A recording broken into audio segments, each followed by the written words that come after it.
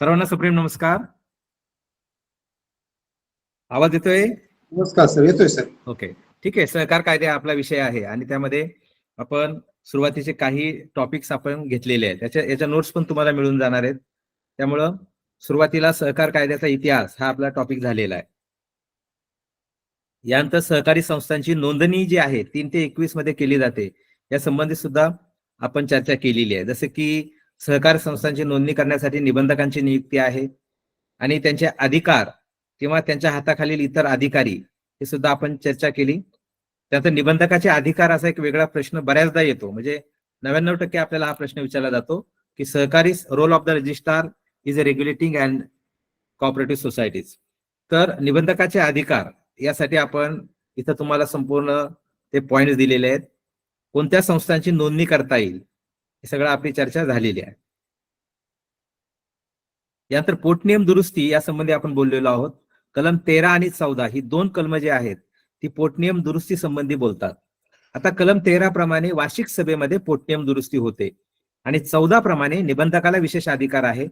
जर शासनाचं काही धोरण असेल किंवा निबंधकाला असं वाटलं की एखाद्या पतसंस्थेच्या पोटनियमात बदल करायचा आहे, त्याचं कारण काय आहे, तर संस्थेच्या हिताच्या दृष्टीने ते आवश्यक आहे, तर निबंधक तशा पद्धतीनं आदेश देऊ शकतात आणि निबंधक स्वतःहून एखाद्या पोटनियमात दुरुस्ती करू शकतात. हे पोटनियमासंबंधी आपण चर्चा केली. त्यानंतर एकत्रीकरण, हस्तांतरण यावर सुद्धा आपण बोललेलो आहोत. सहकार कायद्याचे महत्व हा प्रश्न आपल्याला येऊ शकतो आणि त्यामुळं सहकार कायदा याचं दैनंदिन याच्यामध्ये कायदा आणि नियम असा शब्द आलेला आहे की सहकार कायदा आणि नियम यातील फरक काय आहे किंवा सहकार कायद्याचं महत्व काय आहे. आणि त्यामुळे सहकारी संस्था सहकारी तत्वानुसार कार्य करण्यासाठी सहकार कायदा हा एक सहकार्य करतो. आता सहकार कायद्यामध्ये कायदा, नियम आणि उपविधी हे प्रकार आपल्याला दिसतात. अरे काम करायचं नाही ते जीसीपीचं नाही कामाचं जीसीपी तोडील एक्स्ट्रा काम काहीतरी वाढील बाबा. खाली ते चेंबर वगैरे एखादा तोडाय बसले. सहकार कायद्याने सहकारी संस्थांचे कामकाज सुलभ होते. ठीक आहे, तर सहकार कायदा आपल्याला एकंदरीत नोंदणी काय करावी किंवा निबंधकांचं मार्गदर्शन कसं होईल, निधी काय असतात यासंबंधी मार्गदर्शन करत असतं. आता पोटनियम जे असतात ते दैनंदिन कामकाज कसं सुरळीतपणे होईल यासाठी पोटनियम असतात. आता सहकार कायद्याची वैशिष्ट्ये असा सुद्धा प्रश्न आपल्याला मोठा प्रश्न येणार आहे. आता सहकार कायद्याच्या वैशिष्ट्यामध्ये तुम्हाला इथं पूर्ण जो एक विभाग तुम्हाला मी दिलेला आहे, जसं की नोंदणी संबंधी सहकार. आता आपल्याला जर प्लेन जर लिहायचं असेल की सहकार कायद्याची वैशिष्ट्ये सांगा, तर सहकार कायद्यामध्ये नोंदणी संबंधित तरतुदी आहेत. त्यानंतर दैनंदिन कामकाजामध्ये जे उपविधी असतात पोटनियम, तर या पोटनियम कसे बनवावेत, कशी तरतूद करावी, दुरुस्ती कशी होते यासंबंधी मार्गदर्शन केलेले आहे. सहकारी संस्थांचं एकत्रीकरण, त्यानंतर सभासद जो असतो किंवा त्याला आपण सदस्य म्हणतो, सदस्याचे हक्क कर्तव्य काय असतात हे आपल्याला 22 ते 35 मध्ये सांगितलेलं आहे. त्यानंतर वेतनातून कर्ज वसुली कशी करावी, त्याला आपण कलम 49 म्हणतो की जर आपण पगाराच्या तारणावर कर्ज दिलं तर मग मालकाने त्या पद्धतीने त्याची अंमलबजावणी केली पाहिजे. त्यानंतर 64 ते 71 ही कलम जी आहेत ती सहकारी संस्थांची निधी कोणत्या प्रकारच्या असतात, जसं की राखीव निधी, इमारत निधी, लाभांश समीकरण, म्हणजे नफ्यातून जे निधी काढले जातात, भांडवली निधी, त्या संबंधी आपल्याला 64 ते 71 मध्ये मार्गदर्शन केलेलं आहे. आता 71 मध्ये आपल्याला भविष्य निर्वाह निधी या संबंधी सुद्धा मार्गदर्शन आहे. त्यानंतर सहकारी संस्थेचे व्यवस्थापन यामध्ये वार्षिक सभा असेल कलम 75 प्रमाणे, त्यानंतर 76 प्रमाणे विशेष सर्वसाधारण सभा असेल किंवा कलम 73 असं सांगतं की संस्थेत घडलेल्या प्रत्येक कृतीला संचालक मंडळ जबाबदार आहे. त्यामुळे 72 ते 80 हे आपल्याला सहकारी संस्थांच्या व्यवस्थापनासंबंधी मार्गदर्शन करतं. त्यानंतर कलम 81 जे आहे आणि नियम 69 आपल्याला लेखापरीक्षण, म्हणजे कलम 81 मध्ये लेखापरीक्षण कोण करणार, त्याची पात्रता काय असेल, त्याच्या अटी काय आहेत, तर लेखापरीक्षण जे आहे वर्षातून एकदा झालं पाहिजे, वैधानिक लेखापरीक्षण. आणि 69 मध्ये आपल्याला जो काही लेखापरीक्षक असतो त्याची हक्क कर्तव्य हे 69 मध्ये दिलेली आहेत. सहकारी संस्था 1960 चा जो कायदा आहे त्यामध्ये कलम 83 मध्ये चौकशी आहे किंवा बऱ्याचदा निबंधकाद्वारा आपल्या संस्थांची तपासणी होते 89 अ मध्ये, तर हे आपल्याला त्यामध्ये दिलेलं आहे. आता विवाद म्हणजे काय, की जेव्हा संस्था आणि सभासद किंवा सभासद आणि सभासद यामध्ये काही वाद निर्माण होतात, तेव्हा सहकार न्यायालयाची रचना आपल्या कायद्यामध्ये केलेली आहे. मात्र 1986 नंतर थोडे बदल झालेले आहेत आणि वसुली संबंधी आपण स्वतंत्रपणे 101 ची प्रक्रिया सुरू केलेली आहे. त्यामुळं सहकार न्यायालयामध्ये कोणते विषय असावेत, कोणते वादाचे विषय होऊ शकतात, हे आपल्याला 91 ते 100 मध्ये कायद्यात दिलेलं आहे. कर्ज वसुली संबंधी आपल्याला कलम दिलेली आहेत. कलम 44 ते 49 असेल, कलम 101 असेल, 156 असेल, किंवा निबंधक जी काही सुनावणी घेतात 101 चा दाखला देण्याच्या आधी त्याला नियम 86 मध्ये घेतलेला आहे. आणि प्रत्यक्ष कर्ज वसुली कशी करावी यासाठी नियम 107 आपल्या कायद्यामध्ये दिलेला आहे. त्यात स्वतंत्रपणे आपल्या कायद्यामध्ये 144 2 अ ते 31 आपल्या ज्या पतसंस्था असतात, ग्रामीण बिगर शेती, नागरी पतसंस्था किंवा पगारदार, यांच्यासाठी स्वतंत्र कलम आपण यामध्ये टाकले. एक विभाग आपण आपल्या कायद्यात दिलेला आहे. त्यानंतर सहकार अपील न्यायालय असा शब्द आलेला आहे. तर आपल्याला 101 च्या विरोधामध्ये जायचं असेल तर आपण अपील करू शकतो आणि यासाठी रिव्हिजन म्हणतो आपण त्याला, की दिलेला दाखला बरोबर आहे की नाही हे वरिष्ठ कार्यालयाकडून पाहिलं जातं. त्यानंतर सहकारी गृहनिर्माण संस्था संबंधी आपल्या कायद्यामध्ये 154 ब 1 ते 31 अ हे 1 ते 31 ही कलम आपण टाकलेली आहेत. त्यानंतर 97वी घटना दुरुस्ती जी झालेली आहे त्यानुसार आपल्या सहकार कायद्यात बरेच बदल झालेले आहेत. लेखापरीक्षण असेल किंवा जे काही वार्षिक सभा 30 सप्टेंबरच्या आत झाली पाहिजे. सक्रिय सभासद अशी संकल्पना आली, सभासदांचा सहभाग वाढला पाहिजे, ह्या तरतुदी त्यामध्ये आपल्याला दिसतात. आता पुढचा आपला टॉपिक जो आहे की 97वी घटना दुरुस्ती 2011 आणि सहकार कायद्यामध्ये झालेले बदल, हा आपल्या अभ्यासक्रमाचा भाग आहे. आणि यावर आपल्याला स्वतंत्र प्रश्न येऊ शकतो की केंद्र सरकारनं जी राज्यघटनेमध्ये 97वी घटना दुरुस्ती केली आणि ती घटना दुरुस्ती ही आपल्या राज्यानं सहकार कायद्यात बदल केले. 2013 मध्ये ते बदल झाले. मग राज्यघटनेमध्ये कोणत्या कलमात बदल झाले आणि आपल्या सहकार कायद्याच्या कोणत्या कोणत्या कलमात बदल झाले. राज्यघटनेच्या 12 ते 35 मध्ये आपल्याला मूलभूत अधिकार दिलेले आहेत. म्हणजे सरकारवरती जबाबदारी आहे, केंद्र सरकार असो राज्य सरकार असो, लोकांच्या अधिकारांचं रक्षण त्यांनी केलं पाहिजे. आणि तशाच पद्धतीनं आपण अनुच्छेद 19 मध्ये सहकारी संस्था स्थापन करण्याचा अधिकार हा एक मूलभूत अधिकार देण्यात आलेला आहे. त्यानंतर मार्गदर्शक तत्व आपल्याला 36 ते 51 मध्ये दिलेली आहे. आता यामध्ये सुद्धा 43 ब मध्ये एक बदल करण्यात आला आणि त्यामध्ये सहकारी संस्थांचे वाढीसाठी, त्याला आपण संवर्धन म्हणतो, संवर्धनासाठी सरकार प्रयत्न करेल. राज्य म्हणजे सरकार, मग केंद्र सरकार असेल किंवा राज्य सरकार असेल, ते सहकार्य करेल असं मार्गदर्शक तत्व आपल्याला देण्यात आलेलं आहे. त्यानंतर 97व्या घटना दुरुस्ती 2011 मध्ये आपण राज्यघटनेमध्ये विभाग आणला आणि राज्यघटनेमध्ये विभाग 9ब जोडण्यात आला. 9ब जोडल्यानंतर काही अनुच्छेद म्हणतो आपण त्याला, कलम म्हणत नाही, म्हणजे कायद्यातली कलमं असतात. राज्यघटनेमध्ये जेव्हा बदल होतात त्याला अनुच्छेद शब्द वापरला, आर्टिकल म्हणतो आपण. तर त्या अनुच्छेद प्रमाणे 243 ZH ते 243 ZT ही हे अनुच्छेद त्यामध्ये टाकण्यात आलेले आहेत. आता राज्यघटनेमध्ये बदल करण्याचं कारण काय, तर पहिला मुद्दा, सभासदांचा सहभाग वाढला पाहिजे. त्यासाठी आपण सभासदांना प्रशिक्षण 24 अ मध्ये दिलं.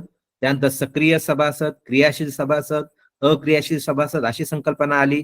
त्यानंतर निवडणुकीसाठी स्वतंत्र यंत्रणा असावी, म्हणूनच आपण आपल्या सहकार खात्यामार्फत स्वतंत्र निवडणूक प्राधिकरण सुद्धा आपण स्थापन केलं. त्यानंतर घटना दुरुस्तीचा दुसरा उद्देश होता की सहकारी संस्थांच्या व्यवस्थापनामध्ये व्यावसायिकता वाढली पाहिजे. त्याला आपण म्हणतो प्रोफेशनल अशा पद्धतीनं, चांगल्या पद्धतीनं काम झालं पाहिजे. मग यामध्ये आपण बदल केले, जसे की वार्षिक सभा, त्यात विषय कोणते असावेत यासाठी एक्स नमुना हा आपल्या नियमात दिलेला आहे की विषय कोणते असावेत. त्यानंतर 30 सप्टेंबर पर्यंत वार्षिक सभा झाली पाहिजे ही सूचना आपल्याला केलेली आहे. त्यानंतर 30 सप्टेंबरच्या नंतर 1 महिन्याच्या आत निबंधकाला वार्षिक माहित्या सादर कराव्यात. त्यानंतर लेखापरीक्षक जो आहे आता संस्थेकडून निवडला जातो वार्षिक सभेमध्ये. अशा पद्धतीनं संस्थेमध्ये प्रोफेशनलिझम किंवा व्यावसायिकता यावी हा उद्देश घटना दुरुस्तीचा होता. लोकशाही तत्वाप्रमाणे कामकाज करावे, लोकांनी लोकांच्या हितासाठी अशा पद्धतीने लोकशाही तत्वाप्रमाणे सहकारी संस्थांनी काम करावं, यासाठी आपल्या कायद्यामध्ये मग आरक्षण असेल किंवा वार्षिक सभा असेल तर ह्या तरतुदी त्यामध्ये करण्यात आलेल्या आहेत. त्यानंतर निवडणूक मुक्त आणि योग्य वातावरणामध्ये व्हाव्यात. मग यासाठी आपण स्वतंत्र 73 क ब असं स्वतंत्र आपण एक कायद्यामध्ये तरतूद केली आणि निवडणूक प्राधिकरण स्थापन केलं. म्हणजेच निवडणूक मुक्त आणि योग्य वातावरणात व्हाव्यात, हा जो काही केंद्र सरकारचं किंवा राज्यघटनेचं म्हणणं आहे, त्या पद्धतीने आपण आपल्या कायद्यामध्ये बदल केलेले आहेत. आणि भारतीय अर्थव्यवस्थेमध्ये सहकाराचं योगदान वाढावं, म्हणजेच अर्थव्यवस्था सुधारावी, यासाठी सहकाराचं मोठं योगदान आहे. आणि त्यामुळे पुढे आपण येतोय की अनुच्छेद जे आहे त्यामध्ये काय बदल केलेले आहेत, म्हणजे राज्यघटनेमध्ये बदल काय झाले. तर 243 हे अनुच्छेद टाकण्यात आला. त्यामध्ये ZI, ZJ वगैरे हे फारसा आपल्याला विचारात घेण्याची आवश्यकता नाहीये. फक्त आपण जरी हे विचारात घेतलं की भारतीय राज्यघटनेमध्ये जो काही सहकार विषय आहे त्यामध्ये आपल्याला कोणते महत्वाचे उद्देश त्यामध्ये होते घटना दुरुस्तीचे, तर खुले सभासदत्व असावं, लोकशाही नियंत्रण असावं, सभासदांचा सहभाग वाढला पाहिजे. यानंतर संचालकांची मर्यादा जी आहे संख्या, ती राज्यघटनेच्या नियमानुसार किंवा राज्यघटनेच्या अनुच्छेदानुसार किंवा राज्यघटनेनुसार 97व्या घटना दुरुस्तीनुसार एक तरतूद करण्यात आली आणि 21 पेक्षा कोणत्याही प्रकारच्या सहकारी संस्थेचे संचालक मंडळ नसावं. आता 21+2 तज्ज्ञ संचालक हे वेगळे, त्यामुळे 21+2 अधिक आपले जे सध्या व्यवस्थापक आहेत ते कार्यलक्षी संचालक आपण त्यांना बनवलेलं आहे. म्हणजे 21+2+1 अशा पद्धतीनं संचालक मंडळ असेल. कार्यलक्षी संचालकाला मोठा अधिकार दिलेला आहे व्यवस्थापकाला, व्यवस्थापकाला सुद्धा संचालका एवढाच दर्जा दिलेला आहे. आणि त्यामुळं एखाद्या सभा वृत्तांतामध्ये किंवा प्रोसिडिंग मध्ये त्याचं मत सुद्धा संचालक व्यवस्थापक नमूद करू शकतो किंवा आपलं मत जी काही दर महिन्याची सभा असेल मासिक सभेमध्ये व्यक्त करू शकतो. आणि त्यामुळं जो सध्याचा आपला व्यवस्थापक आहे त्यांना कार्यलक्षी संचालक किंवा एक स्वतंत्र पद व्यवस्थापनामध्ये कार्यलक्षी संचालक हे आपण निर्माण केलेला आहे. यानंतर पंचवार्षिक निवडणुका व्हाव्यात, हे सुद्धा राज्यघटनेचं म्हणणं आहे. मग आता आपण निवडणूक प्राधिकरण स्थापन केलं, म्हणजे निवडणूक जी आहे ती जी काय पंचवार्षिक संपण्याच्या आधी 6 महिन्याआधी आपल्याला निवडणूक अधिकारी नेमावा लागेल अशी सक्ती केलेली आहे. आणि त्याचं काम सांगितलेलं आहे की त्यांनी मतदार यादी व्यवस्थितपणे करावी, ती संस्थेमध्ये निबंधकाला सादर करावी. या पद्धतीनं निवडणूक प्राधिकरण हे स्वतंत्र स्थापन करावं अशी सूचना राज्यघटनेमध्ये आहे. यानंतर जर एखाद्या संस्थेनं अनुदान घेतलेलं नसेल, कर्ज घेतलं नसेल, तर मग 6 महिन्यापेक्षा जास्त काळ त्या संस्थेचं संचालक मंडळ निलंबित ठेवता येणार नाही. त्यानंतर वैधानिक लेखापरीक्षकाची तरतूद करण्यात आलेली आहे आणि त्याचं पॅनल बनवावं अशा पद्धतीने नियोजन आपण केलेलं आहे. त्यानंतर वार्षिक सभा 6 महिन्याच्या आत घ्यावी, ही राज्यघटनेची आपल्याला सूचना आहे 243 प्रमाणे. त्यानंतर हे जे बदल झालेले आहेत या बदलाला अनुसरून आता ही जी काही घटना दुरुस्ती आहे ही 1 वर्षानंतर लागू होईल असं त्यामध्ये नमूद केलेलं आहे. म्हणजे 2011ला ही दुरुस्ती झाली आणि 2013ला आपण आपोआप आपले कायदे सर्व राज्यांनी बदललेले आहेत. पण त्या दरम्यान आपल्याकडे या घटना दुरुस्तीच्या विरोधामध्ये एक सर्वोच्च न्यायालयामध्ये केस दाखल करण्यात आलेली होती, राजेंद्र एन शाह विरुद्ध भारत सरकार. आणि 2012 मध्ये सर्वोच्च न्यायालयाने निर्णय दिलेला आहे. आणि या निर्णयामध्ये ही जी घटना दुरुस्ती आहे ती घटना बाह्य किंवा अवैध ठरवलेली आहे. त्याचं कारण असं दिलं सुप्रीम कोर्टानं की राज्यघटनेच्या 368 अनुच्छेदानुसार जेव्हा एखादा विषय राज्याचा असतो, म्हणजे सहकार विषय कोणाच्या अखत्यारीमध्ये येतो, राज्य सरकारच्या, म्हणजे कोणत्या विषयावर कोणी काम करावं यासाठी आपल्याकडं एक स्वतंत्र सूची दिलेली आहे. त्यामध्ये केंद्र सूची, राज्य सूची आणि समवर्ती सूची असे राज्यघटनेमध्ये विषय पत्रिका दिलेल्या आहेत. म्हणजे केंद्र सूचीमध्ये जसं की रेल्वे किंवा हवाई वाहतूक असे विषय जे असतात किंवा संरक्षण खातं हे केंद्र सरकारकडे आहे, त्याला आपण म्हणतो केंद्र सूची. राज्य सूची याचा अर्थ काय की ते राज्य जे असेल महाराष्ट्र, गुजरात, गोवा, कर्नाटक जे काही राज्य असतील त्या राज्यांनी त्या विषयावर कायदे बनवावेत. आणि समवर्ती सूची याचा अर्थ काय तर असे विषय की ज्यावर केंद्र आणि राज्य दोघेही कायदे बनवू शकतात. उदाहरणार्थ पोलीस हा विषय समवर्ती सूचीमध्ये आहे किंवा कामगार हा विषय समवर्ती सूचीमध्ये आहे. त्यामुळे कामगार कायदे राज्याचे पण आहेत आणि केंद्राचे पण आहेत. तर यामध्ये सुप्रीम कोर्टानं असं म्हटलं की जर राज्यघटनेमध्ये अशा पद्धतीने तुम्ही राज्याच्या विषयावर कायदा करत असाल संसदेमध्ये, तर तुम्ही मग कायदा तुझी काय बिल आहे ती तरतूद जी आहे ती राज्यांना कळवून त्यांची मान्यता घेतल्यानंतर आपण कायदा करायला पाहिजे होता. तर तशा पद्धतीनं ते केलं नाही आणि 50% किमान राज्यांची जी मान्यता घ्यायची होती अनुच्छेद 368 प्रमाणे राज्यघटनेच्या, तर ती न घेतल्यामुळं ती तरतूद 97वी घटना दुरुस्ती अवैध ठरवलेली आहे. कारण का? तर तो विषय जो सहकार आहे तो राज्याचा विषय आहे आणि तो राज्याच्या क्रमांक 32 वर तो विषय आलेला आहे राज्य सूचीमध्ये. त्यामुळे तिथं केंद्र सरकारला जर हस्तक्षेप करायचा असेल तर मग केंद्राने राज्यांची मान्यता घ्यावी असं 368 मध्ये दिलेलं आहे आणि त्यामुळं ती जी काही 97वी घटना दुरुस्ती अवैध ठरवलेली आहे. असं असलं तरी आपण आपल्या कायद्यात बरेच बदल केलेत आणि त्याला अनुसरून आपले ते बदल कायम आपण ठेवलेले आहेत. ते बदल जे चांगले बदल आहेत त्यामुळे संस्था ह्या वाढीस लागतील याला अनुसरून आपण ते बदल जे आहेत 2013 मध्ये ते केलेले आहेत. आता उदाहरणार्थ आपल्याकडे तज्ञ संचालक आपण आणलेला आहे. जसं आपल्या राज्यघटनेनं सांगितलं की बाबा व्यावसायिकता आली पाहिजे, प्रोफेशनलिझम आलं पाहिजे आणि मग त्याला अनुसरून आपण तज्ञ संचालक ही संकल्पना सहकार कायदा 1960 2च्या 11 मध्ये तज्ञ संचालक ही संकल्पना आलेली आहे. आता तज्ञ कोण असावा सहकारी संस्थेमध्ये किंवा बँकांमध्ये? तर ज्याला बँकिंग, व्यवस्थापन, सहकार, फायनान्स किंवा वित्त व्यवस्था याचा अनुभव असला पाहिजे, विशेष ज्ञान असलं पाहिजे. त्यात कार्यलक्षी संचालक सततच्या कार्यावर नियंत्रण ठेवणारा असा एक स्वतंत्र संचालक, ज्याला आपण व्यवस्थापकीय संचालक आता सध्या जो आहे मुख्य कार्यकारी अधिकारी, बऱ्याच ठिकाणी तेच काम करतात, तर ते आपण स्वतंत्र पद निर्माण केलं, कार्यलक्षी संचालक. त्यानंतर सहयोगी सदस्य हे आपल्या हाऊसिंग सोसायट्यांच्या बाबतीमध्ये शब्द आला की जर मूळ सभासद जो असतो त्याला जर बऱ्याचदा काही ठिकाणी अडचणी येतात सभेला उपस्थित राहायला, त्यामुळे ज्याचं भागपत्रावर नाव आहे, शेअर सर्टिफिकेटवर दुसरं नाव आहे, तर त्याला सहयोगी सदस्य बनवता येईल. सहकार कायद्याच्या व्याख्येमध्ये बदल केला आपण. त्यानुसार स्वइच्छेने एकत्र आलेली सामायिक गरजा आणि स्वायत्त हा शब्द आपण त्यामध्ये टाकला की आता संस्था त्यांचं धोरण ठरवतील. म्हणजे शासनाच्या कमीत कमी हस्तक्षेप असेल त्याला आपण म्हणतो ऑटोनॉमस किंवा स्वायत्त शब्द आपल्या सहकार संस्थांच्या व्याख्येमध्ये आलेला आहे. त्यानंतर 229 मध्ये आपण 73 क ब निवडणूक प्राधिकरण हे आपण स्थापन केलेलं आहे. त्यानंतर यासाठी आपण 73 क ब हे स्वतंत्र आपल्या कलमामध्ये आपण बदल केला आणि त्यामध्ये प्राधिकरणाचं काम इथं दिलेलं आहे की निवडणूक प्राधिकरणानं काय करावं, तर निवडणुका घ्याव्यात, त्यासाठी मतदार याद्या कराव्यात, यानंतर त्यासाठी स्वतंत्र राज्य शासनाच्या सचिव दर्जाचा अधिकारी नेमण्यात येईल, त्यानंतर निवडणूक आयुक्त नेमण्यात येईल, त्यांचा कालावधी 3 वर्षाचा असेल. हे सगळे बदल आपण त्यामध्ये केलेले आहे. त्यानंतर कलम 14 मध्ये पोट नियमा बदलाबाबत निबंधकांना आदेश हा त्यामध्ये दिलेला आहे. त्यानंतर संस्थेचे एकत्रीकरण, त्यानंतर 23 प्रमाणे सभासदत्व नाकारल्यास 60 दिवसात निबंधकाकडे जाता येईल हे आपण त्यामध्ये घेतलेलं आहे. 24 अ हे नवीन कलम आपण आणलं आणि त्यामध्ये प्रत्येक संस्थेनं त्यांचे सभासद, त्यानंतर संचालक आणि सेवक 3 शब्द आलेले आहेत पहा. एक म्हणजे सभासद, दुसरं म्हणजे संचालक आणि तिसरं म्हणजे सेवक. त्या तिघांनाही आपण प्रशिक्षण दिलं पाहिजे ही सक्ती 24 अ मध्ये करण्यात आलेली आहे.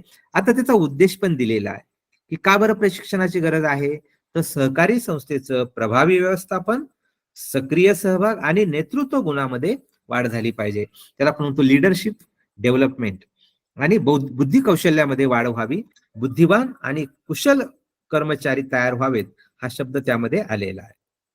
यानंतर 26 मध्ये आपण क्रियाशील आणि अक्रियाशील असा शब्द टाकला. त्यामध्ये सतत 5 वर्षातून एकदा जर एखादा व्यक्ती वार्षिक सभेला आलेला नसेल तर तो अक्रियाशील होईल आणि त्याला आपण कलम 35 प्रमाणे त्याची हकालपट्टी होऊ शकते अशी तरतूद करण्यात आली.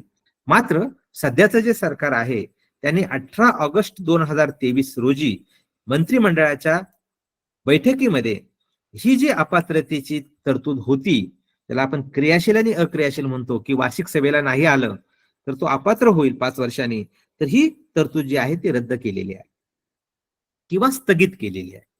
त्यानंतर 68 प्रमाणे आपल्याला असं दिसतं की शिक्षण निधी प्रत्येक संस्थेनं उभारला पाहिजे आणि तो राज्यस्तरीय ज्या प्रशिक्षण देणाऱ्या मान्यताप्राप्त संस्था आहेत त्यांना दिला पाहिजे. त्यानंतर पूर्ण वेळ जर एखादा सरकारी नोकर असेल तर त्याला संचालक होता येणार नाही ही तरतूद 73 अ 7 मध्ये करण्यात आलेली आहे.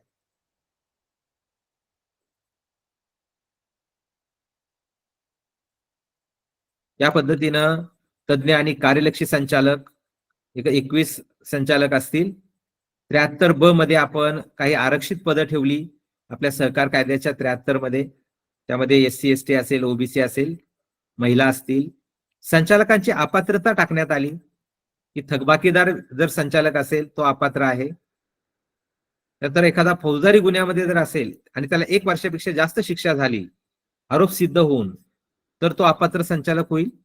त्यानंतर 2001 नंतर ज्याला 2 पेक्षा जास्त मुले आहेत तो संचालक सुद्धा पदावर राहण्यास अपात्र असेल.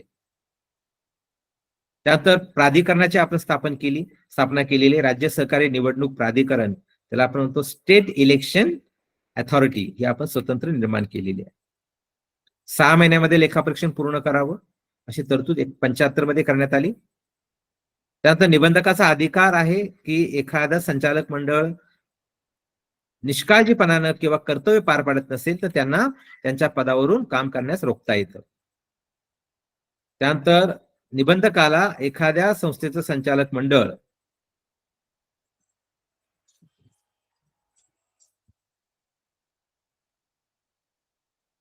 संचालक मंडळाला पदावरून रोखता येतं. त्यानंतर 79 अ मध्ये आपण एक तरतूद केलेली आहे की त्यामध्ये वार्षिक सभा संपल्यानंतर 30 दिवसांच्या आत आपल्याला जी काही विवरणपत्र आहेत, ज्याला आपण म्हणतो रिटर्न्स, ती सर्व निबंधकाला पाठवली पाहिजेत. त्यानंतर लेखापरीक्षणासंबंधी आपण स्वायत्त झालेलो आहोत, ज्याला आपण म्हणतो की स्वतंत्रपणे लेखापरीक्षण करून घेण्याची जबाबदारी जी आहे, म्हणजे लेखापरीक्षक निवडण्याची जबाबदारी ही आता संस्थेच्या वार्षिक सभेला दिलेली आहे. आता यामध्ये पॅनल जे आहे, म्हणजे कोण ऑडिट करेल, त्या ऑडिटरचं पॅनल सहकार खातं बनवेल.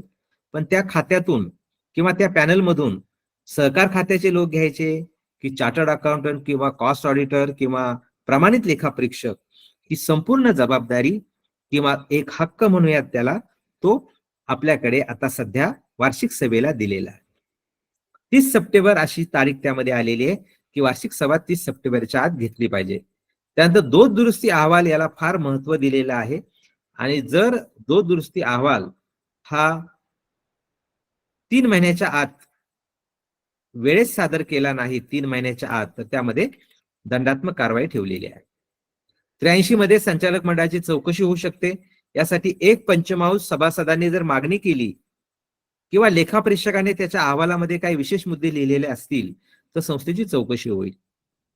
त्यानंतर कलम 88 प्रमाणे संचालक मंडळ जे आहे त्यांच्या वैयक्तिक मालमत्तेमधून संस्थेचं नुकसान वसूल केलं जाईल. यानंतर आपण स्वतंत्र मुद्द्याकडे आलेलो आहोत, जो आपल्याला फारसा महत्वाचा नाहीये. मात्र सहकार कायद्याची वैशिष्ट्ये जेव्हा आपण मांडणार आहात तेव्हा 144 कलम एक स्वतंत्र आलेला आहे. आणि नागरी पतसंस्था, ग्रामीण बिगर शेती पतसंस्था आणि पगारदार पतसंस्था या 3 प्रकारच्या संस्थांसाठी एक स्वतंत्र विभाग आपण 144 2 अ ते 31 अ आपल्या कायद्यात आपण जोडलेला आहे. आणि बिगर कृषी सहकारी पतसंस्था नियामक मंडळ हे स्वतंत्रपणे सहकार खात्याच्या नियंत्रणाखाली एक स्वतंत्र रेग्युलेटिंग अथॉरिटी आपण म्हणूयात, जसं निवडणूक प्राधिकरण आहे तशाच पद्धतीनं पतसंस्थांचं स्वतंत्र प्राधिकरण स्थापन करण्यात आलेलं आहे. आता नियामक मंडळानं संपूर्णपणे पतसंस्थांच्या कामकाजावर नियंत्रण ठेवणं सुरू केलेलं आहे. 2017 मध्ये हे स्थापन झालं. आणि त्यानंतर आता सध्या सहकारी संस्थेंच्या ठेवी किती असाव्यात किंवा कर्ज किती घ्यावं, हे सगळं नियंत्रण त्यांच्याकडून होणार आहे. आता यामध्ये महत्वाची कलम जर आपण पाहिली तर जो कोणी आपल्या संस्थेशी पतसंस्थेशी व्यवहार करतो, मग ठेवीचा असो किंवा कर्जाचा असो, तर त्या प्रत्येकाला आपल्याला सभासद बनवायचं आहे, ही यामध्ये मुख्य एक अट टाकलेली आहे. त्यानंतर सहकारी संस्थेला व्यापार करता येणार नाही. कृषी उत्पन्न बाजार समिती किंवा खरेदी विक्री संघ अशी मालाची खरेदी विक्री पतसंस्थांना करता येणार नाहीये.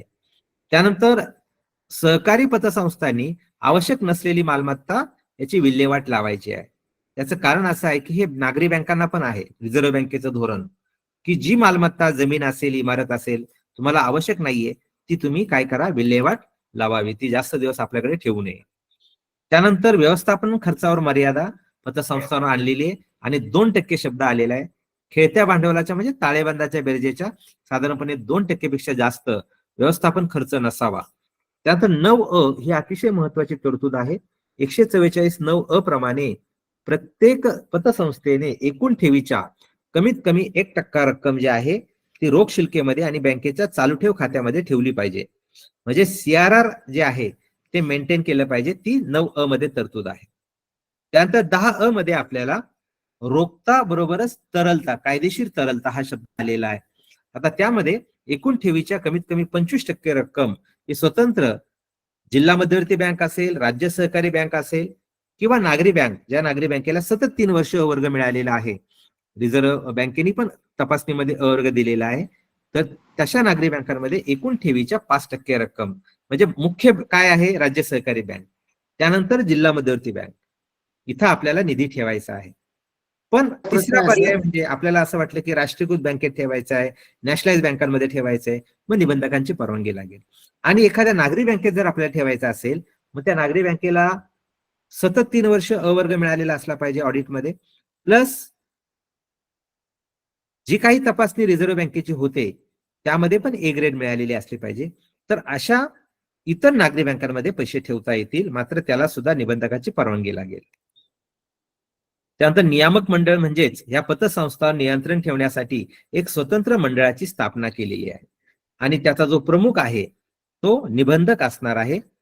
त्यानंतर त्याच्या मदतीसाठी ऍडिशनल रजिस्ट्रार दर्जाचे लोक त्यामध्ये असणार आहेत. सचिव असणार आहे, एक उपनिबंधक पेक्षा कमी नाही अशा दर्जाचा. त्यानंतर इतर लोकांमध्ये काही आपण बँकांचे अधिकारी असतील, रिटायर्ड अधिकारी ज्याला आपण म्हणतो की व्यवस्थापक, त्यानंतर पतसंस्थांचे 2 संचालक हे यामध्ये येऊ शकतात. 22 मध्ये यापुढं किती ठेव घ्यावी किंवा सगळी कर्ज किती घ्यावं हे सगळं मार्गदर्शन यापुढे नियामक मंडळ करणार आहे. आता यासाठी सहकारी पतसंस्थांनी एक निधी उभारलेला आहे, त्याचं नाव आहे स्टॅबिलायझेशन फंड, त्याला आपण म्हणतो स्थिरीकरण निधी. आणि एकूण ठेवीच्या 10 पैसे 0.10 पैसे अशा पद्धतीने एकूण ठेवीच्या 100 रुपयाला 10 पैसे प्रमाणे जी काही रक्कम आहे ती स्वतंत्र सहकार खात्याला त्यांनी द्यायची.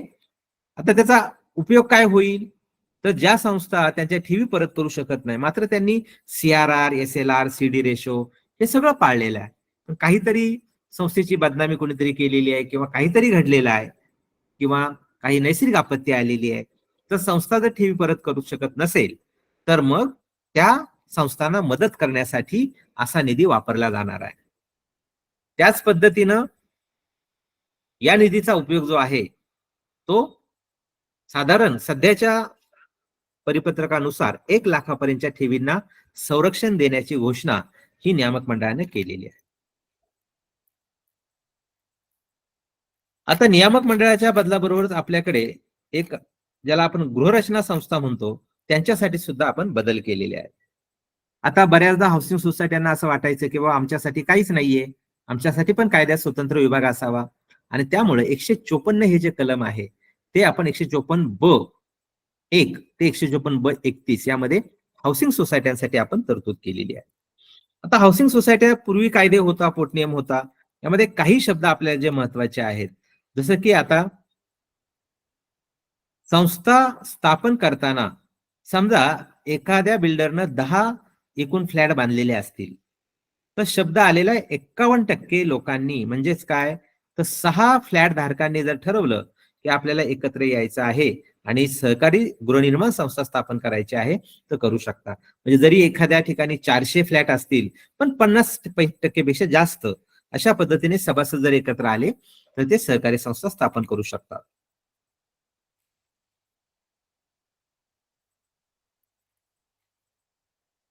यामध्ये बँक खातं उघडणं वगैरे जे पूर्वीच्या प्रथा होत्या त्या सगळ्या कायम आहेत.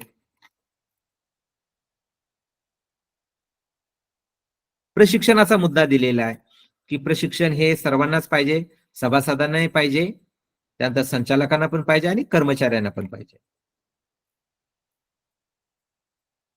सभासदाचा जो कलम 32 प्रमाणे अधिकार आहे की माहिती अधिकार त्याला आपण म्हणतो बऱ्याचदा, की त्याला त्याची माहिती मिळाली पाहिजे, तर या कायद्यामध्ये सुद्धा तो कायम ठेवलेला आहे. 154(ब)(8) प्रमाणे निरीक्षण करण्याचा सभासदांचा किंवा सदस्यांचा हक्क कायम आहे. मात्र एक आहे की त्यामध्ये तुम्ही कार्यालयीन वेळेमध्ये गेला पाहिजे.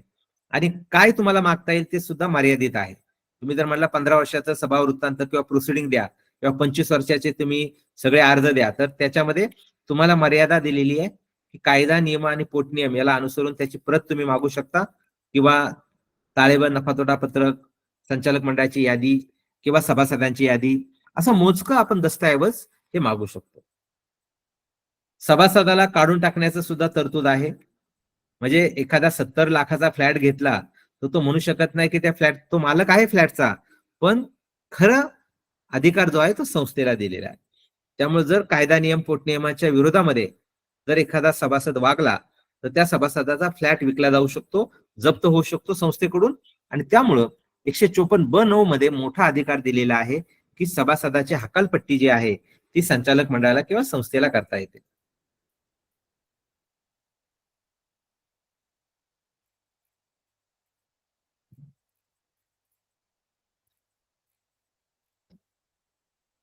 यामध्ये आरक्षण जे आहे इतर संस्थांच्या प्रमाणे इथेही कायम ठेवलेलं आहे. हाऊसिंग सोसायट्यांच्या बाबतीमध्ये जसं की SC/ST ला एक असेल, ओबीसी ला एक असेल, त्यानंतर NT, SBC याला एक आहे. त्यानंतर महिलांसाठी 154(ब)(21) प्रमाणे आरक्षण कायम ठेवलेलं आहे. 2 जागा महिलांसाठी ठेवलेल्या आहेत. तर यावर आपल्याला फारसं नाहीये काय, मात्र सहकार कायद्याची वैशिष्ट्ये लिहिताना 144 पतसंस्था आणि 154 जे आहे हाऊसिंग सोसायट्या, तर ते आपल्याला काही मुद्दे यामध्ये नमूद करायचे आहेत. स्वतंत्र एक अधिकार दिलेला आहे फेडरेशनला. म्हणजे 5 पेक्षा जास्त हाऊसिंग सोसायट्या एकत्र आल्या तर स्वतःच एक महासंघ उभारू शकतात. आणि मग निबंधकाला जर कारवाई करायची असेल तर फेडरेशनला विचारावं, असं कायद्यामध्ये तरतूद आलेली.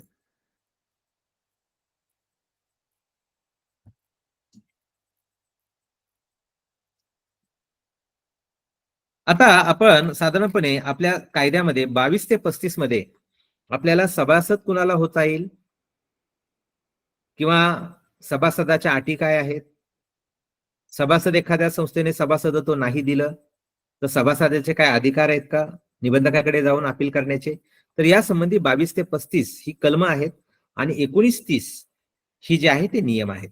आपल्या अभ्यासक्रमात असं म्हटलेलं आहे की मेंबरशिप, त्याची पात्रता, qualification, disqualification of the member, त्यानंतर ऍडमिशन म्हणजेच सभासद दाखल करून घेणे, सभासदाचे rights and duties of the member, removal, एखाद्या सभासदाची हकालपट्टी होणे किंवा सभासदाचे भाग दुसऱ्या सभासदाला वर्ग होणे, तर हे सगळे आपल्याला अभ्यासक्रमातले भाग आहेत. त्यामुळे कलम 22 ते कलम 35 आणि नियम 19 ते 30 यामध्ये सभासदत्वाच्या तरतुदी आहेत. सभासद कोणाला होता येते, कलम 22 असं सांगतं.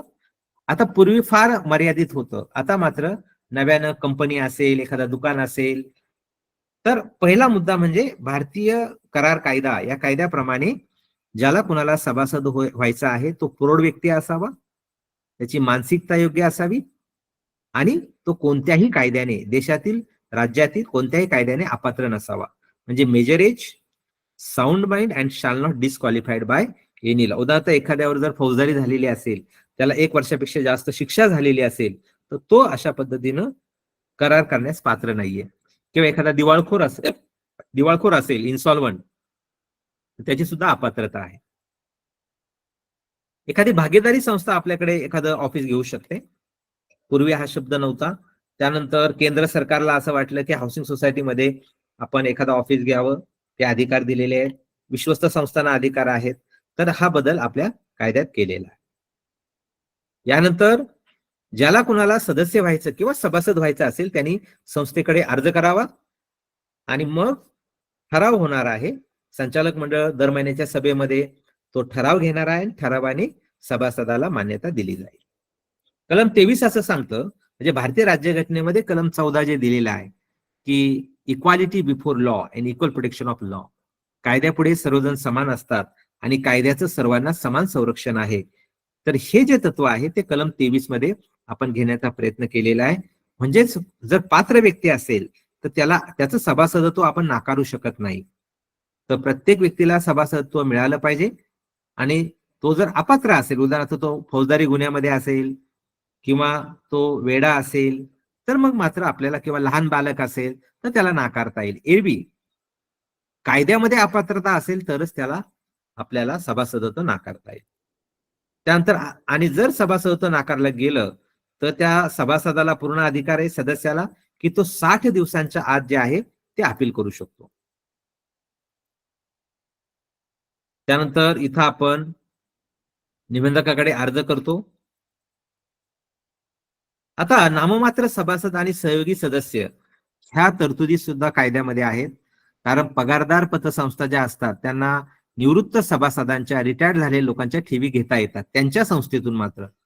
तर त्यासाठी नाममात्र सभासद करता येईल. तर जिल्हा बँकेमध्ये जर सोने तारण कर्ज ठेवायचं असेल तर आपण नाममात्र सभासद करतो.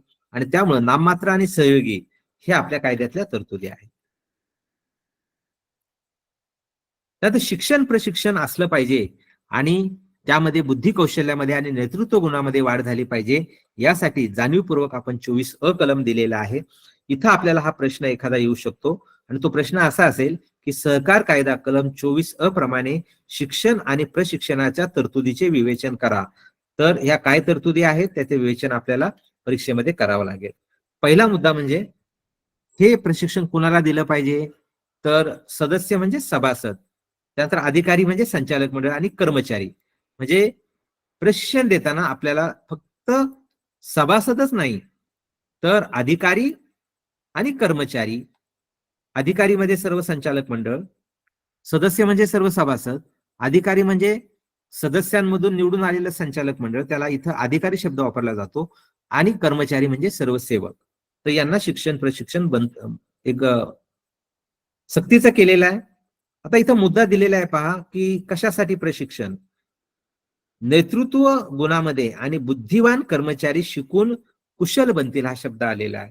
आणि त्यामुळं आपण जे प्रशिक्षण देतो त्यातून त्या सेवकाचा किंवा सभासदाचा किंवा संचालकाचा एक बुद्धिवान अशा पद्धतीनं एक कुशलता त्यांच्यामध्ये आली पाहिजे, हा मुद्दा त्यामध्ये टाकलेला आहे. त्यात सभासदत्व एखाद्या व्यक्तीला राजीनामा द्यायचा असल्यास त्याने कमीत कमी 3 महिने अगोदर असा शब्द आलेला आहे की आज राजीनामा दिला आणि उद्या मला शेअरचे पैसे पाहिजेत, तर असं काही होणार नाहीये. नियम 21 असं सांगतो की ज्याला कुणाला संस्थेच्या सभासदत्वाचा किंवा सदस्यत्वाचा राजीनामा द्यायचा असेल तर त्यानं कमीत कमी 3 महिने आधी संस्थेला लेखी कळवलं पाहिजे. आणि त्याची सर्व देणी जी आहेत, मग तो एखाद्याला जामीनदार असेल तरी आपला राजीनामा अशा पद्धतीने जबाबदारी आपण ठेवतो. आणि त्यामुळे देणी भागवल्यानंतर त्याला तो अधिकार आहे की तो सभासदत्व रद्द करू शकतो. त्यानंतर नोंदवहीतून आपण सदस्याचं नाव काढून टाकतो जर एखादा सभासदाने राजीनामा दिला तर, किंवा त्याचं सदस्यत्व संपलं तर. त्यानंतर नियम 23 हा खूप महत्वाचा आहे लेखापरीक्षकांसाठी, की ज्यानं आपल्या संस्थेमध्ये समजा नागरिक संस्था आहे, ज्यानं आपल्याकडे 100 रुपयाचा शेअर घेतलेला आहे, त्याच्या शेअरची किंमत काय, मग ती 160 170 असेल तर ती संस्था चांगली.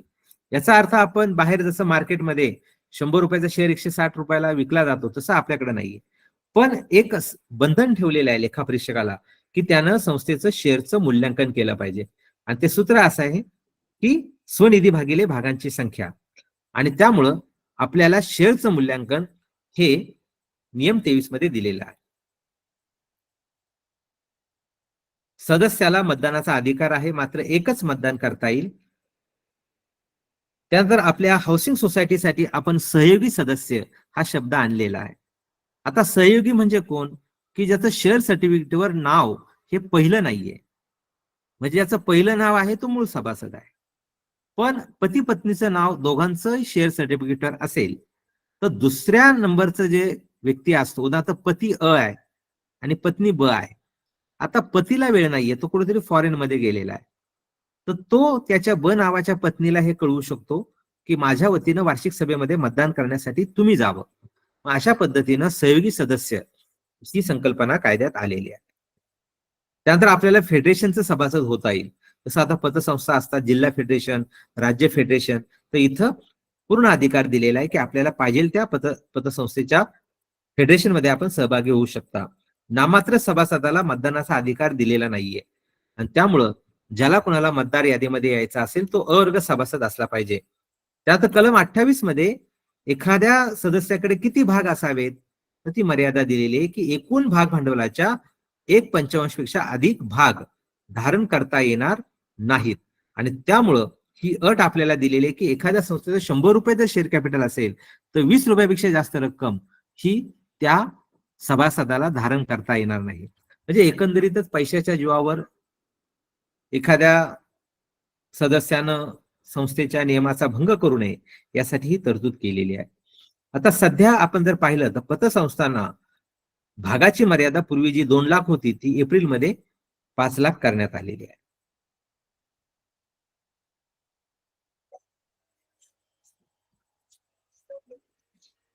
त्यानंतर नियम 25 प्रमाणे आपल्याला बंधन ठेवलेलं आहे की प्रत्येक व्यक्तीचं नामनिर्देशन हे करणं बंधनकारक आहे.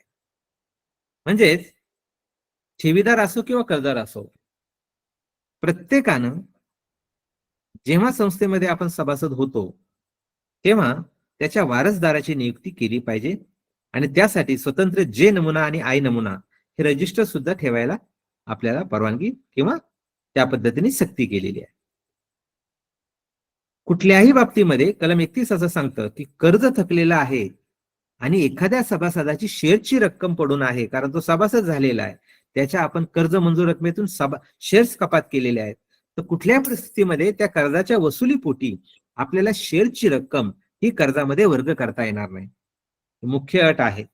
मात्र त्याला एक अपवाद आहे की जर त्या सभासदाने संपूर्ण कर्जाची रक्कम तो भरत असेल आणि त्याला जर राजीनामा द्यायचा असेल तर मग ती शेअरची रक्कम आपण कर्जामध्ये ट्रान्सफर करू शकतो.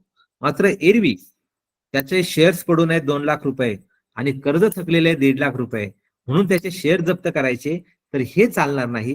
म्हणजेच कलम 31 प्रमाणे शेअरची रक्कम ही जप्तीसाठी किंवा वसुलीसाठी पात्र नाही, हा मुद्दा त्यामध्ये आहे. त्यानंतर कलम 32 प्रमाणे जो मोठा अधिकार आहे माहितीचा अधिकार, तो आधीच आपल्या 1960च्या कायद्यामध्ये दिलेला आहे की प्रत्येक सदस्याला, मात्र शब्द आलेला आहे की कार्यालयीन वेळेत, म्हणजे 10 ते 6 अशी जर वेळ आपण ठरली तर कार्यालयीन वेळेमध्ये तो आला पाहिजे माहिती मागायला. त्यांनी कोणती माहिती मागावी तर अधिनियम, नियम किंवा पोटनियम किंवा शेवटच्या वर्षाचा ताळेबंद किंवा प्रोसिडिंग बुक हे त्याला मागता येईल.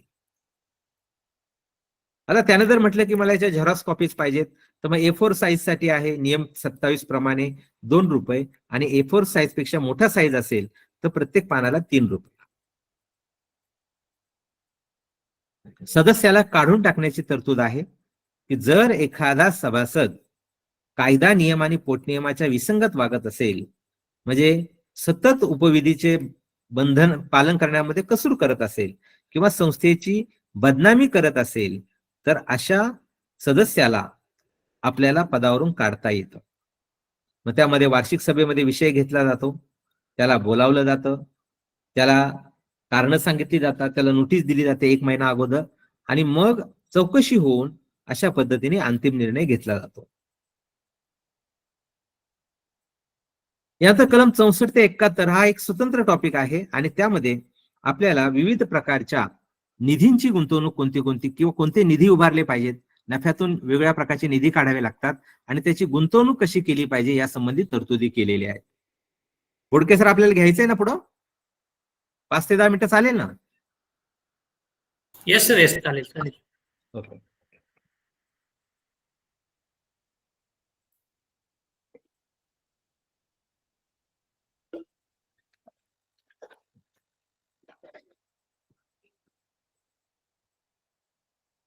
कलम 64 ते 71 मध्ये नफ्यातून काढायचे निधी वार्षिक सभेमध्ये आपण त्याची मान्यता घेतो. उदाहरणार्थ 100 रुपये नफा झाला असेल तर 25 रुपये राखीव निधी, 3 ते 10% इमारत निधी असेल किंवा लाभांश समीकरण निधी, गुंतवणूक चढउतार निधी, भविष्य निर्वाह निधी, सभासद कल्याण निधी, सेवक कल्याण निधी, अशा वेगळ्या प्रकारचे आपण, म्हणजे आपल्याला सहकाराला एक बंधन आहे की 100 रुपये नफा झाला तर 70 रुपये रक्कम आपल्याला निधीमध्ये वर्ग करावीच लागते. ते बंधन सहकार चळवळीवर ठेवण्यात आलेले आहे आणि यामुळं 64 ते 71 मध्ये आपल्याला वेगळ्या प्रकारचे निधी जे आहेत ते त्यामध्ये दिलेले आहेत. कलम 64 असं सांगतं की प्रत्येक संस्थेनं जे काही निधी आहेत कायद्याप्रमाणे ते काढले पाहिजेत. 65 प्रमाणे नफ्यातून राखीव निधी आणि इतर निधी काढावायचे आहेत आणि त्याला वार्षिक सभेची मान्यता घ्यायची आहे. कलम 66 प्रमाणे एकूण नफ्याच्या कमीत कमी 25% रक्कम जर एखाद्या संस्थेला वाटलं की नफ्याच्या 40 रुपये मला राखीव निधीला द्यायचे तर ते देऊ शकतात, पण कमीत कमी नफ्याच्या 25% रक्कम ही रिझर्व्ह फंडाला राखीव निधीला गेली पाहिजे आणि त्याची गुंतवणूक संस्थेच्या व्यवहाराबाहेर करायची. उदाहरणार्थ जिल्हा बँकेने राखीव निधी काढला तर जिल्हा बँकेत तो वापरायचा नाहीये, तो राज्य सहकारी बँकेमध्ये किंवा रिझर्व्ह बँकेमध्ये ठेवायचा आहे. अशा पद्धतीने आपल्याला राखीव निधी हा स्वतंत्र ठेवला पाहिजे. त्यानंतर राखीव निधी बरोबर इतर काही आपल्याला निधी, आता राखीव निधी कुठं वापरता येईल, तर जर एखाद्या संस्थेला स्वतःची इमारत बांधायची असेल किंवा जागा खरेदी करायची असेल तर हे होऊ शकतं की राखीव निधी वापरायला परवानगी मिळू शकते, मात्र त्याला वार्षिक सभेची मान्यता लागेल. यानंतर कलम 67 प्रमाणे 15% पेक्षा जास्त लाभांश आपल्याला देता येणार नाहीये, म्हणजे परवानगीने आपल्याला सहकार आयुक्तांची परवानगी घ्यावी लागेल. उदाहरणार्थ संगमनेर तालुक्यामध्ये एक नामपूर विकास विविध कार्यकारी सोसायटी आहे, त्यांनी 2 वर्षापूर्वी 40% लाभांश दिलेला आहे. मग कायद्याप्रमाणे जरी 15% असलं तरी त्यांनी जर सहकार आयुक्तांकडे परवानगी घेतली तर त्यांना तशा पद्धतीने वाढीव लाभांश देता येईल. एरवी मात्र कलम 67 असं सांगतं की कोणत्याही संस्थेला निबंधकांच्या परवानगीशिवाय 15% पेक्षा, म्हणजे सहकार आयुक्तांच्या परवानगीशिवाय, जे आपल्या राज्याचे प्रमुख आहेत त्यांच्या परवानगीशिवाय 15% पेक्षा जास्त लाभांश देता येणार नाहीये.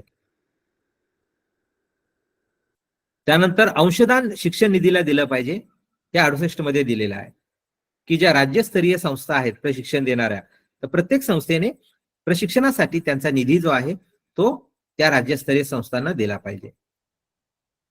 त्यानंतर 69 मध्ये मोठी महत्वाची तरतूद आहे की सहकारी संस्थांना त्यांच्या एकूण नफ्याच्या 20% रक्कम सामाजिक बांधिलकीसाठी किंवा धर्मादाय कारणासाठी किंवा समाजाच्या कल्याणासाठी खर्च करता येईल. बऱ्याचदा हा निधी काढला जात नाही, लाभांश द्यायची घाई होते, मात्र सर्वसामान्य जनतेच्या कल्याणासाठी आपण एकूण नफ्याच्या 20% रक्कम धर्मादाय निधी किंवा समाजाच्या भल्यासाठी वापरू शकतो. आता यामध्ये पण विषय दिलेले आहेत की मनानं आपण द्यायचं नाही, की एखाद्या मंदिराला मदत केली मग तो धर्मादाय निधी, असं करता येणार नाहीये. तर पर्यावरण असेल किंवा त्याला आपण म्हणूया दुष्काळ पडलेला आहे, महापूर आलेला आहे, किंवा शाळेला मदत असेल, गरीब मुलं असतात त्या मुलांना शिक्षणाचं काय असेल, वाचनालय सुरू करायचं असेल किंवा पाणी नियोजन असेल गावामधलं, तर केवळ अशा पद्धतीने आपल्याला मोजक्या कामासाठी हा निधी वापरता येतो. त्यानंतर सचिवांसाठी पूर्वी जे केडर होतं विविध कार्यकारी सोसायट्यांसाठी ते रद्द करण्यात आलं.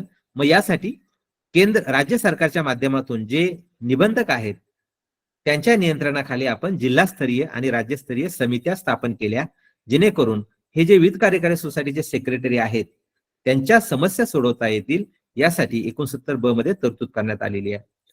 70 प्रमाणे आपल्याला या निधीची गुंतवणूक कुठे करावी हे सुद्धा सांगितलेलं आहे. म्हणजे राखीव निधी, इमारत निधी, आपण ज्या नफ्यातून वेगळ्या प्रकारचे निधी काढतो याची गुंतवणूक आपल्याला मोजक्याच ठिकाणी करावी लागेल.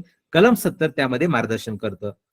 त्यामध्ये आपल्याला सगळ्यात सुरुवातीला जिल्हा मध्यवर्ती बँक आहे, त्यानंतर सगळ्यात सुरुवातीला राज्य सहकारी बँक आहे, त्यानंतर मग 2 नंबरला ज्या जिल्हा मध्यवर्ती बँकेला सतत 3 वर्ष कमीत कमी शेवटच्या मागील 3 वर्षात अवर्ग मिळालेला असेल ती जिल्हा मध्यवर्ती बँक.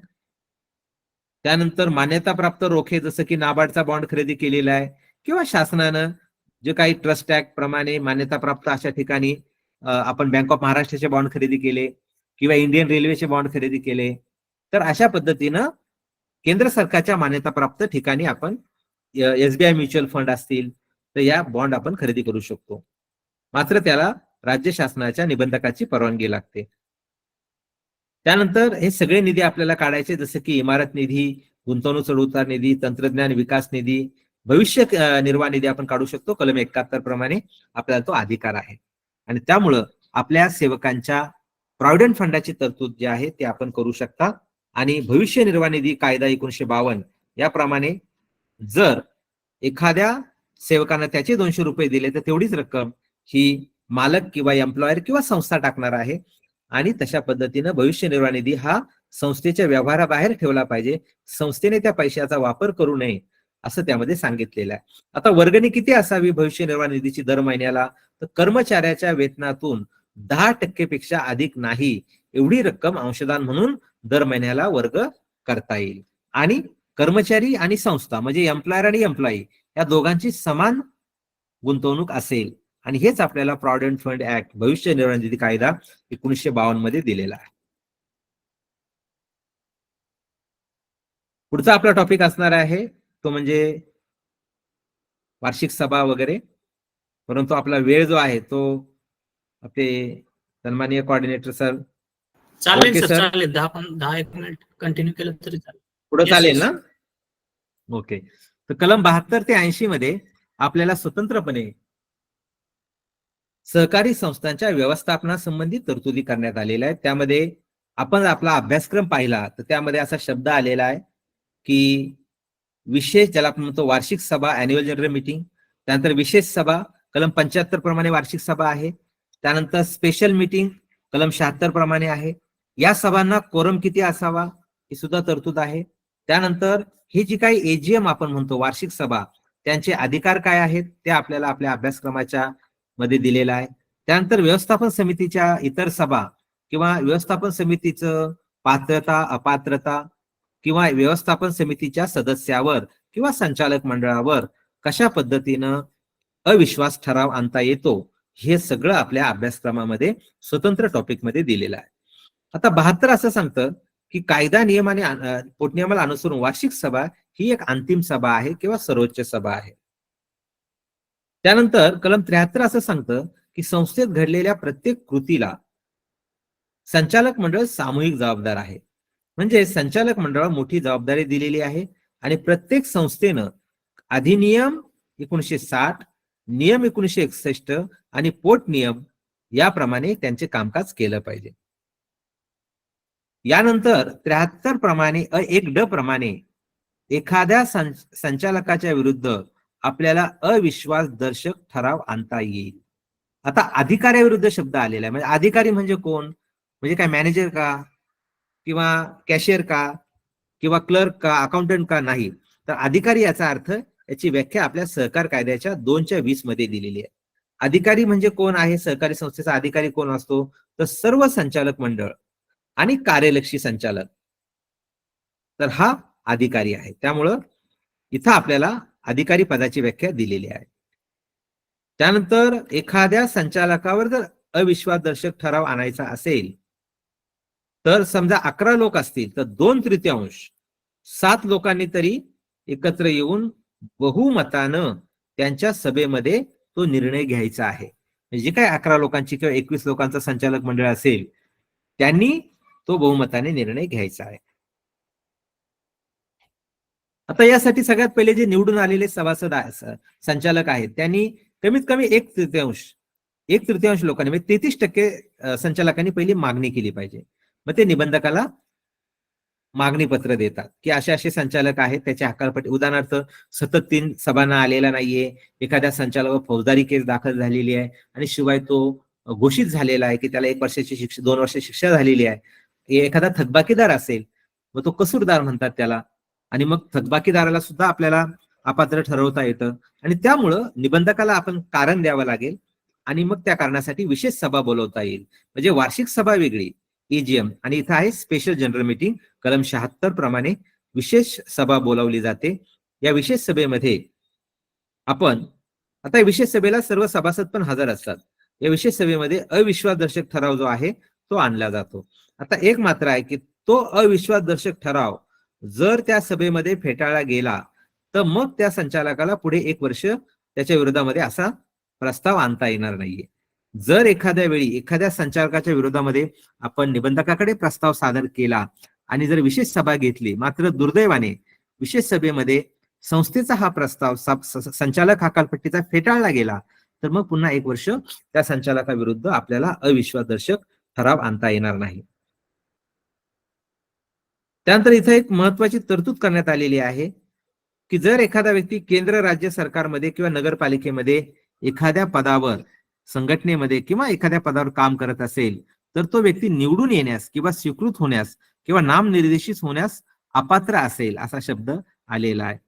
त्यानंतर 73 मध्ये आपल्याला समितीची रचना, त्यामध्ये 21 संचालक मंडळ ही आपल्याला नवीन जी घटना दुरुस्ती झाली त्यामध्ये आपल्याला दिलेला आहे. 2 तज्ञ संचालक आहेत आणि 1 कार्यलक्षी संचालक आहे.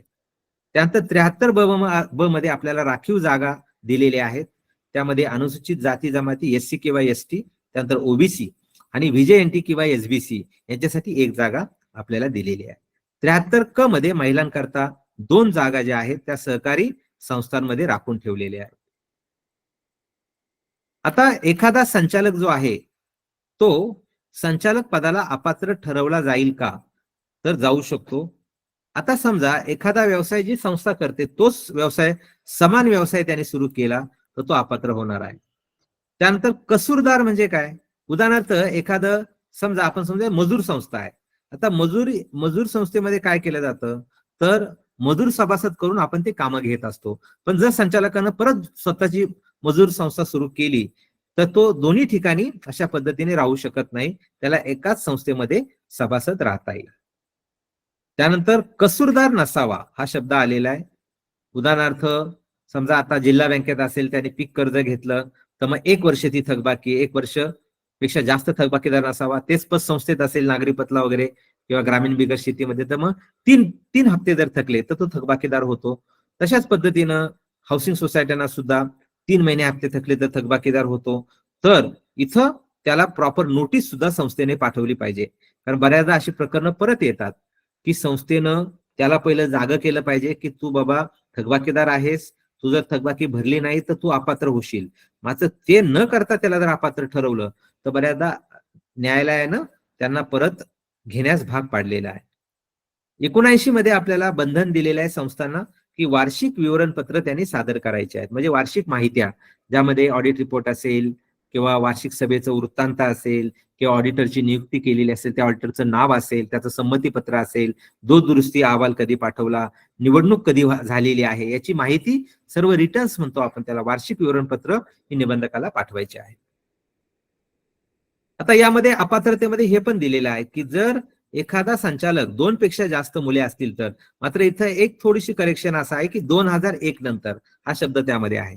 मग जर एखाद्या संचालकाला 2 पेक्षा जास्त मुले 2001 नंतर असतील तर तो अपात्र आहे.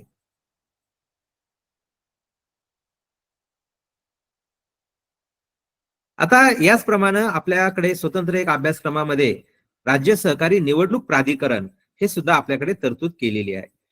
आता यामध्ये 73 क ब हा शब्द आपण आणलेला आहे आणि त्यामध्ये राज्य सहकारी निवडणूक प्राधिकरण स्वतंत्रपणे आपण स्थापन केलेलं आहे. त्यामध्ये आपल्याला प्रश्न येऊ शकतो की राज्य सहकारी निवडणूक प्राधिकरण याबाबत सहकार कायद्यातील तरतुदी नमूद करा. आणि मग यामध्ये आपल्याला सर्वात प्रथम राज्य सहकारी निवडणूक प्राधिकरण आपण जी काही 97वी घटना दुरुस्ती केली त्याला त्यामध्ये एक तरतूद करण्यात आली होती की निष्पक्षपातीपणे सहकारी संस्थांच्या निवडणुका व्हाव्यात. मग त्यालाच अनुसरून आपण स्वतंत्रपणे प्राधिकरण स्थापन केलेलं आहे. आता यावर जर प्रश्न आला, एक मोठा प्रश्न आपल्याला येऊ शकतो 15 मार्कला की या निवडणूक प्राधिकरणाचं सर्वसाधारण कामकाज सांगा किंवा कायद्यातल्या तरतुदी सांगा. तर संस्थेच्या सर्व प्रकारच्या ज्या निवडणुका असतात त्यामध्ये त्यांच्या निवडणुका घेणं, मतदार याद्या तयार करणं, त्यानंतर मतदानासंबंधी देखरेख करणं, मार्गदर्शन करणं, त्यासाठी स्वतंत्र प्राधिकरण आपण स्थापन केलेलं आहे. आता या निवडणूक प्राधिकरणावर राज्य शासनाच्या सचिव दर्जाचा एक स्वतंत्र अधिकारी सहकारी निवडणूक आयुक्त ज्यांची राज्यपाल नियुक्ती करतो 3 वर्षासाठी या आयुक्तांची नियुक्ती केली जाणार आहे. त्यानंतर 3 वर्षे जरी नियुक्ती केली सचिवाची तरी पुढे 2 वर्ष मुदतवाढ मिळू शकते. मात्र 65 वर्षापेक्षा जास्त कालावधीपर्यंत त्याला पदावर काम करता येणार नाही. म्हणजे 65 वर्षापर्यंत निवडणूक आयुक्त जे आहेत राज्य सहकारी निवडणूक प्राधिकरणावर जे काही सर्वोच्च अधिकारी आहेत त्यांची नियुक्ती होऊ शकते. आता यानंतर ह्या प्राधिकरणाचे जे सचिव असतात ते अप्पर निबंधकाच्या दर्जाचे सचिव असावेत. म्हणजे ज्याला आपण म्हणतो की IS दर्जा, IS नसले तरी त्या दर्जाचे अप्पर निबंधक, जॉईंट रजिस्ट्रार ज्याला आपण म्हणूयात, तर त्या दर्जाचे अधिकारी असावेत. आता सर्वसाधारणपणे हे जे प्राधिकरण निवडणूक प्राधिकरण आहे त्यांचं कामकाज काय आहे? तर पहिली गोष्ट म्हणजे समजा 5 वर्ष निवडणुकीचा कालावधी असतो किंवा संचालक मंडळाचा कालावधी असतो. आता हा कालावधी संपण्यापूर्वी बरोबर 6 महिने आधी हे बंधन ठेवलेलं आहे संस्थेला की त्यांनी प्राधिकरणाला कळवलं पाहिजे की पुढच्या 6 महिन्यानंतर आमची निवडणुकीचा कालावधी किंवा आमच्या पदाचा कालावधी संपणार आहे. म्हणजे कमीत कमी 6 महिने आधी प्राधिकरणाला कळवणं बंधनकारक आहे. त्यानंतर एखादं पद रिक्त झालं म्हणजे काय बरं, तर मयत पावलेला आहे किंवा एखादा सतत सभांना येतच नाहीये दर महिन्याच्या आणि मग तर रिक्त पद झालं तर ते आपण प्राधिकरणाला कळवलं पाहिजे. यानंतर प्राधिकरणातर्फे एक निवडणूक दिनदर्शिका किंवा डायरी ठेवली जाणार आहे की पुढच्या 6 महिन्यामध्ये कशा पद्धतीने निवडणूक पार पडेल, मतदार यादी कधी प्रसिद्ध होईल, त्याच्यावर हरकती कधी घ्यायच्या आहेत, ती मतदार यादी कशी निबंधकाच्या कार्यालयात आणि संस्थेच्या कार्यालयात लावली जाईल, अशा पद्धतीने संपूर्ण एक डायरी किंवा जे काही आपण संभाव्य कार्यक्रम हा त्या संस्थेला द्यावा लागेल. यानंतर निवडणुका पुढे ढकलण्याचा अधिकार हा राज्य शासनाला आहे. जसं आता लोकसभेच्या निवडणुका आलेल्या आहेत किंवा काही नैसर्गिक आपत्ती आलेली आहे किंवा लोकहितासाठी ते आवश्यक आहे असं जर निबंधकाला वाटलं तर सहकारी संस्थांच्या निवडणुका पुढे 1 वर्षापर्यंत ढकलल्या जाऊ शकतात. यानंतर एखादा व्यक्ती समजा एखाद्या संस्थेच्या संचालक पदी असेल तर तो समान प्रकारच्या संस्थेवर संचालक होऊ शकत नाही. उदाहरणार्थ एखादा विविध कार्यकारी सोसायटीचा संचालक असेल तर तो दुसऱ्या विविध कार्यकारीला संचालक होऊ शकत नाही. हा, मात्र त्यांचं जे फेडरेशन आहे, जिल्हा मध्यवर्ती बँक, तिथं तो सभासद होऊ शकतो. किंवा एखादा हाऊसिंग सोसायटीचा सभासद असेल, गृहनिर्माण संस्थेचा, तर तो जिल्हा बँकेला किंवा पतसंस्थेला सभासद, म्हणजे एकाच प्रकारच्या संस्थेवर आपण दोन्ही नागरी पतसंस्था असतील आपण संचालक होऊ शकत नाही. किंवा दोन्ही बिगर शेती पतसंस्था किंवा दोन्ही पगारदार, म्हणजे एक व्यक्ती एकाच समान प्रकारच्या संस्थेवर संचालक होणार आहे. मात्र अपवाद काय आहे तर त्या संस्थांचं जर फेडरेशन असेल, तसं आता नागरी पतसंस्था म्हणजे पुणे जिल्हा नागरी पतसंस्था फेडरेशन, तर हे होऊ शकतं की नागरी पतसंस्थेचा पण संचालक आहे आणि नागरी पतसंस्थेचं जे फेडरेशन आहे त्याचा पण संचालक आहे. म्हणजे महासंघ जर वगळलं, फेडरेशन जर वगळलं तर एरवी एकाच प्रकारच्या संस्थेवर संचालक होता येणार नाही. आता 73 फ असं सांगतं की एखाद्या संचालकानं 2 जागांवर अर्ज केलेला आहे. आता इथं निवडून आल्यानंतर त्याने 30 दिवसाच्या आत, काय शब्द आलेला आहे, 30 दिवसाच्या आत त्यांनी एका पदाचा राजीनामा दिला पाहिजे आणि एक पद कायम ठेवलं पाहिजे. आता त्यानं 30 दिवसाच्या आत ते केलं नाही तर कायदा असा सांगतो की त्याची दोन्ही पदं किंवा सर्व जागा आपोआप रिक्त होणार आहेत. सर्व जागा याचा अर्थ त्याने जर 2 ठिकाणी फॉर्म भरलेला असेल आणि दोन्हीकडे जर निवडून आलेला असेल तर दोन्ही ठिकाणी त्याचा अर्ज जो आहे त्या जागा रिकाम्या होतील. 73 I प्रमाणे मुदत संपण्यापूर्वी कमीत कमी 6 महिने, आपण जो शब्द वापरला तर 6 महिने आधी प्रत्येक संस्थेनं निवडणूक प्राधिकरणाला कळवायचं आहे. आता हे बंधन ठेवलेलं आहे समितीवर आणि त्यांचं ते कर्तव्य आहे, हा शब्द वापरलेला आहे. यानंतर 74 एक वेगळं कलम आहे की संस्थेचे व्यवस्थापक जे असतात उच्च दर्जाचे किंवा त्याला आपण सचिव पण म्हणतो किंवा इतर अधिकारी किंवा मुख्य कार्यकारी अधिकारी यांची जी पात्रता आहे ती निबंधक ठरवणार आहेत. आपण समजा जिल्हा बँकेमध्ये समजा एखादे एमडी असतील किंवा मोठ्या मोठ्या संस्थांवर जे काही अधिकारी नेमले जातात तर त्यांची पात्रता जी आहे ती वेळच्या वेळी निबंधक ठरवणार आहेत. कलम 75 प्रमाणे आपल्याला वार्षिक सभा जी असते ती घ्यावी लागते. प्रत्येक संस्था त्यांचं आर्थिक हिशोबी वर्ष संपल्यानंतर 30 सप्टेंबरच्या काय म्हटले पहा, आता आपण स्वतंत्र टॉपिक मध्ये आलेलो आहोत आणि तो आहे संस्थेची वार्षिक सभा. कलम 75 त्यासाठी आपल्याला दिलेला आहे. सर चालेल, पुढे काय आलेले पुढचे? सर आपण पुढचा पार्ट नेक्स्ट सेशन मध्ये घेऊया. ओके चालेल. भगवती मॅडम जॉईन झालेले आहेत.